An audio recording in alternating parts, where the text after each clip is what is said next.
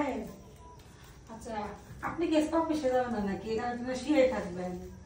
না রে, আজকে অফিসে যেতে মন চাইতেছে না। কে শরীর খারাপ? পানি এনে দেবো? শরীর খারাপ না, কেমন আছে, বিরিয়ানি খেতে মন চাইতেছে। ও ম্যাডামে তো বাসায় নেই, আপনার যে বিরিয়ানি খাবেন। আমি কিন্তু যাই হোক ম্যাডামের থেকে একটু শিখছি, মোটামুটি পারি, তাহলে আমি বানায় নিয়ে আসি। আহা, এই বিরিয়ানি সেই বিরিয়ানি না রে। সাহেব কি কইতেছেন?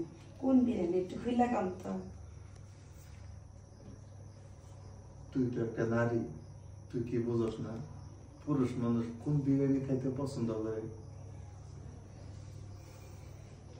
ও বুঝছি, তার মানে আপনি ওটা বুঝাইতেছেন।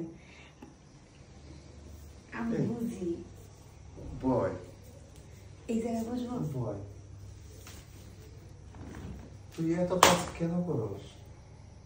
কি করবো এখন? আমি তো মনে করেন আপনারা তো এই বাড়িতে নিয়েছেন আপনারা কাজের লেগে। এখন আমি যদি কাজ কাম না করি তাহলে তো আবার আপনারা বেতন দিবেন না।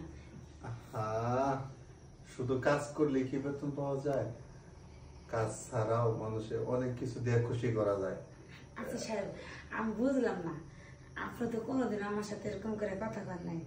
আজকে বাসা অফিসেও যা গেলেন না, বাসায় রেস্ট নিতেছেন, আবার আপনি রোমান্টিক রোমান্টিক কথা বলতেছেন। আপনার কিছু হয়েছে নাকি? হয়েছে, একটু পরে বুঝতে পারবি। শোন, তোর ম্যাডাম যখন বাইরে থাকে তখন কিন্তু আমি তোর দিকে তাকাইতে পারি না, কারণ জানোস তো মানুষ সব কিছু বাদ দিতে পারে, স্বামীর বাক্যেও দিতে পারে। স্বামীর বাকি তো মেয়েরা দিতে চায়, সেই জন্য তোর দিকে তাকাইতে পারি না। আজকে যেহেতু বাইরে ফাঁকা পাইছি, বুঝতে পারতেছস, তুই হচ্ছস বিরিয়ানি আর আমি হচ্ছি ভুক্তভোগী। তার মানে আমি বিরিয়ানি আপনি খাবেন? হ্যাঁ। সত্য কথা কোন? শোন, আমার কথা শোন, তুই কাজ করে কয় টাকা পাবি আমি জানি রে, তোর বাসায় অনেক টাকা দরকার। সেজন্য পেতেছি কি, এই কাজ করা বাদে তুই আমার একটু সুখ দে, বিনিময়ে তুই যত টাকা চাবি আমি দিতে রাজি আছি। স্যার না, আমার না ভয় করে, যদি বাইসে যদি আপনি যদি মনের বললে যদি কইয়া হালাম তাহলে ম্যাডামে তো মনে করে এই ব্যক্তি আমার রাখবো না, তখন আমি কই যাবো? তোর ম্যাডাম তো আমার চাকরি করে, সে আমার বউ, আমার উপর কথা কয়ে যাইবো এরকম তো বাপের বেটি না সে। তা ঠিক কথাই কইছেন, কারণ স্যার আপনি যখন আমার এদিকে হাত দিলেন না, আমার শরীরের ভিতরে কেমন লাগলো।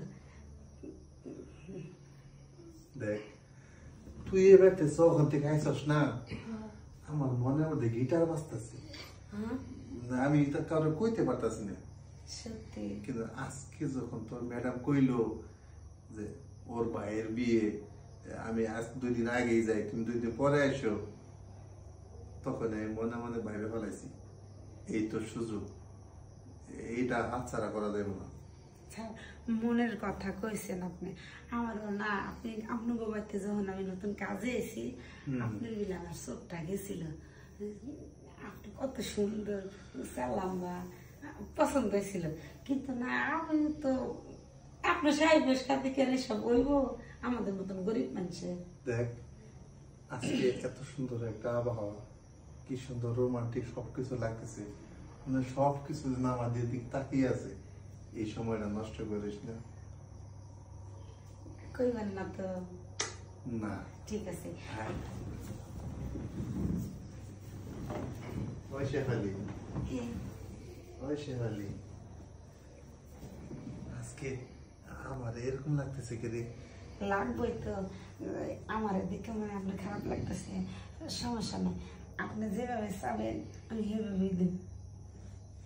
ঠিক আছে পাগলি, তোর ম্যাডাম আমার সুখ দিতেই পারে নাই, পারবো কেমনি? ওর সাথে শুধু সংসারই করতেছি, শান্তি আর পাইনি। ম্যাডাম তো মোটা না। হ্যাঁ, আমার অনেক ইচ্ছা আমি একটা স্লিম মেয়ের কাছে যাব, যেটা তুই। শোন, আমি কিন্তু ইচ্ছে করে অনেক জায়গায় যাইতে পারতাম, অবশ্যই যেতে পারতেন। আমি চাই তুই আমার সুখ দে, আমার কাছ থেকে তুই টাকা নেই। ঠিক আছে, কাজটা করি করবেন, কিন্তু না একটু ভালো করেই করেন, কারণ মনে করেন যে আবার সুযোগ পাবো কি পাবো না বুঝেন না, এই জন্যে। কোনো কথা বলবি না? আচ্ছা ঠিক আছে, কথা বলবো না। আগে কাজটা করি, অবশ্যই। তারপরে বাকিটা। আচ্ছা। পাগলি।